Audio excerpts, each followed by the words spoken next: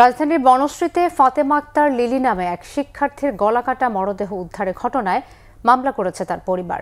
তবে এখনও কাউকে আটক করা হয়নি বলে জানায় পুলিশ। পরিবারের দাবি, গভীর রাতে বাসায় প্রবেশ করতে বাধা দেয়ায় এই হত্যাকাণ্ড ঘটাতে পারে রেস্তোরাঁ কর্মচারী মিলন।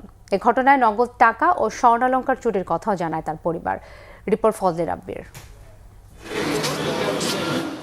সিসিটিভি ফুটেজে দেখা যায় গেল শনিবার দুপুরে দক্ষিণ বনশ্রী এলাকার এল ব্লকের একটি বাসা থেকে বের হন রেস্তোরাঁ কর্মচারী মিলন। এর কয়েক মিনিট পর ওই একই বাসায় প্রবেশ করেন তিনি।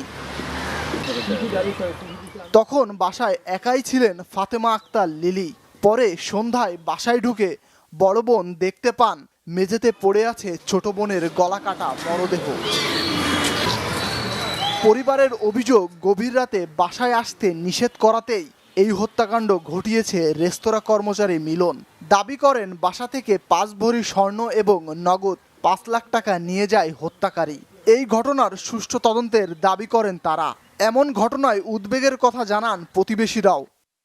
ওর মেয়ে, বড় মেয়ে যখন ভিতরে ঢুকার পরে রাস্তায় বাইরে চিৎকার দিছে, এই তখন 3:30টা। এটা কর্মচারী আসছিল, আর যারা জড়িত আছে স্যার আমরা বলবো আরো তদন্ত নিব, আরো নেওয়ার জন্য তো আমরা বলে দিব। বৃহস্পতিবারে ওর সাথে একটু খারাপ ব্যবহার করছে আমার বোনের, কারণ যেহেতু সে হচ্ছে বুধবার আমার আব্বা আম্মা গেল, তো বৃহস্পতিবারে সে আবার কি করছে, রাত্রে 11টা 11:30 বাজে আসছে খাবার নিতে। তো আমার বোনে একটু করছে যে আপনি আগামীকাল থেকে সন্ধ্যার পর আসবেন, এত লেট করে আসবেন না। তো আমার বোনে ওই দিন আর মেন গেট খুলে নেয়, ওই যে গেটের নিচ দিয়ে খাবারটা দিছে।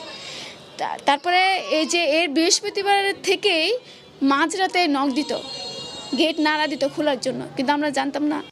এ ঘটনায় অজ্ঞাত কয়েকজনের নামে খিলগাঁও থানায় মামলা করেছে পরিবার। এখনো কাউকে আটক করা না গেলেও তদন্তের কথা জানান পুলিশ। প্রাথমিকভাবে আমরা বেশ কিছু বিষয় নিয়ে কাজ করছি।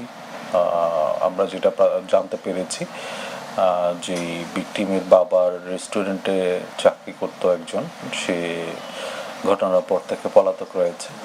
তারা এই বিষয়টা আমাদেরকে জানিয়েছে। এগুলো আমরা ঘটনার সাথে এটার কোনো সংশ্লিষ্টতা আছে কিনা সেটা খতিয়ে দেখছি। ঘটনার পর থেকেই পলাতক রয়েছে অভিযুক্ত মিলন। ফজলে রাব্বি, বাংলা ভিশন, ঢাকা।